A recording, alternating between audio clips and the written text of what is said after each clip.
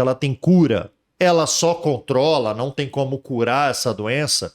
O que está faltando de informação que ninguém está te falando aí para a gente entender melhor dessa doença dermatológica e se tratar?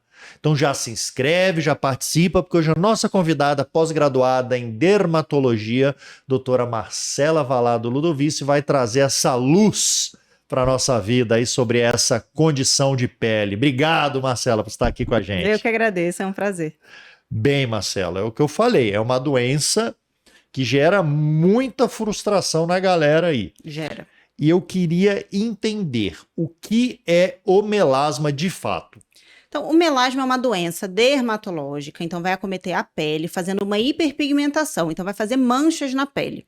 Essas manchas normalmente acometem o rosto, mas pode acometer pescoço, braço, pode acometer outras áreas sem ser o rosto. Certo. Normalmente acometem mulheres, normalmente começa na terceira década de vida e A partir dos 30 a partir dos 30 anos, então, anos também. Tá.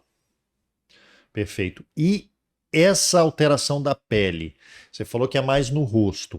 Ela é mais em alguma região do rosto? Porque quando eu vejo muito nas bochechas aqui, nessa região É que a gente bem chama comum malar, nas né? bochechas, ela normalmente é simétrica. Então, se aparece numa bochecha, aparece na outra. Se aparece em cima da sobrancelha, vai aparecer em cima da outra sobrancelha. Então, as áreas mais comuns são bochecha, o buço, que fica aquele como se fosse um bigode mesmo, e aqui na testa. São as áreas mais comuns que a gente vê.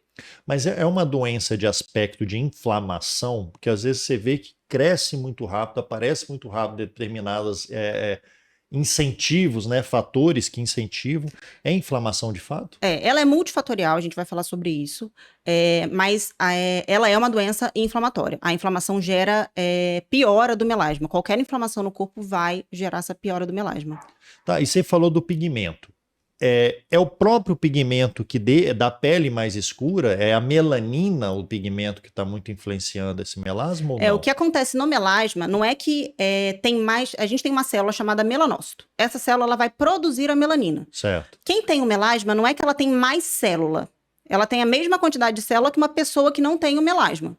Mas ela vai ser um melanócito que está hiperativado. Vai produzir mais do que deveria. Isso normalmente acontece com o fototipo 3 e 4, que são os fototipos intermediários. Fototipo é a cor da pele. Então, certo. A cor 1 é a cor mais clara e a cor 6 é a cor mais escura.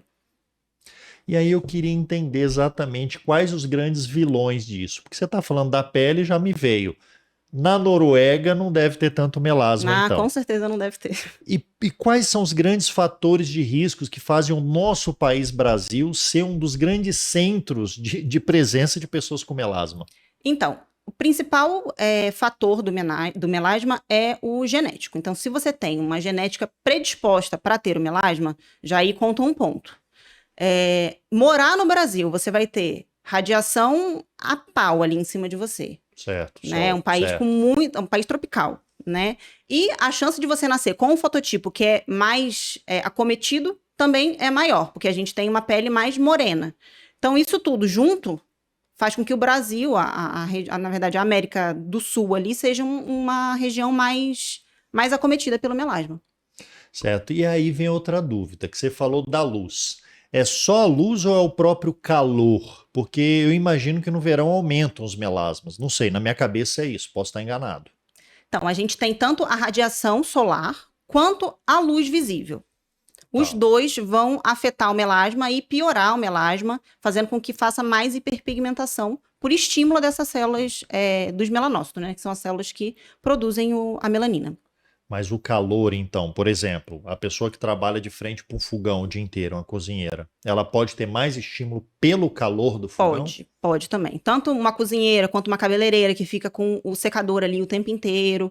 Isso pode estimular mais o melasma caso ela tenha os fatores que favorecem a ter o melasma. Bem, já ficou uma dica aí para minha cabeça. Então, se a pessoa seca o cabelo com o quente, o que pior. É pior. É então, pior. Secar frio para quem tem melasma, principalmente quando é perto da face, seria uma das possibilidades. Na verdade, obviamente, não tem problema você secar o cabelo ali rapidinho. Mas quem tem aquele hábito de secar, escovar o cabelo todo dia, fazer chapinha, babyliss, é muito aquecimento que você está colocando em cima do seu corpo. O aquecimento, ele é inflamatório. Então, isso vai deixar o seu corpo um pouco mais inflamado. Inflamou, vai estimular o melanócito. Estimulou o melanócito, produz melanina. E dentro dessa ideia da inflamação, inclusive, talvez nem tanto da inflamação, mas da questão do estresse, né? A gente tem um estresse, por exemplo, ansiedade, o estresse psicológico. Pode ser um fator também que influencia, porque a gente sabe que a pele está muito associada a alterações psicológicas. A pele mostra muitas vezes, né? Até mesmo você está apaixonado, você está ansioso, a pele mostra de algum jeito. O melasma, ele sofre com isso também? Na verdade, o corpo inteiro sofre com estresse, né? Não é só a pele. Mas o que acontece no estresse? A gente vai ter uma liberação de cortisol maior, perdão, de cortisol maior. Essa liberação de cortisol vai fazer com que o corpo esteja num processo mais inflamatório, num estado mais inflamatório. E aí volta tudo aquilo que a gente já falou. Vai inflamar, vai estimular o melanócito, vai produzir melanina. Então, qualquer estímulo de estresse, seja ele físico, seja ele psicológico, isso pode piorar o melasma. E uma coisa que a gente não comentou, mas que é legal de saber, por exemplo, a gente falou sobre o aquecimento do secador. Certo. Né? Ou do fogão. Mas a cozinheira não fica com o rosto ali em cima do fogão, ela fica mais com o braço, por exemplo. A cabeleireira também, é mais o braço, não é o rosto dela que fica ali. Mas você estimular o melanócito no braço, na mão, o aquecimento ali nessa região vai estimular o melanócito que está doente no seu rosto e produzir a melanina no seu rosto. Então você não adianta você, por exemplo, proteger só o rosto e não proteger o resto do corpo, quando você está nessas profissões, por exemplo. Ou mesmo, então, se eu tiver acesso à energia, né, à luz solar que você falou, a luz solar também batendo na mão, nessas partes do corpo, também pode ser um estímulo também. Com certeza. Não adianta você ir para a praia cheia de protetor, cheia de chapéu no rosto e ficar torrando com o corpo lá. Vai estimular do mesmo jeito, vai piorar o melasma.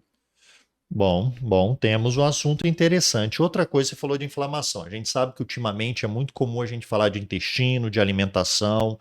Existem alimentos que podem estimular a piora do melasma ou isso é mito? Existem, com certeza. Todos os alimentos que são inflamatórios. Então, a gente pensar em gordura, fritura, doce, né, açúcar, esses alimentos vão piorar, sim, o melasma.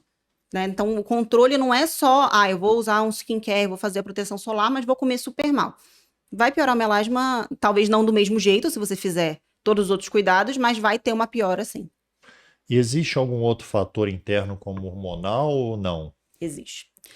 Então, assim, o melasma é uma doença multifatorial, como eu falei. Certo. Os principais fatores, vamos lá, o genético, o hormonal, o sexo feminino, masculino, né? E o fator do ambiental, né? Que é o estímulo ambiental, a radiação, toda a exposição que você coloca no seu corpo. São os principais que a gente... a fisiopatologia do melasma não é muito bem descrita ainda, mas esses são os que a gente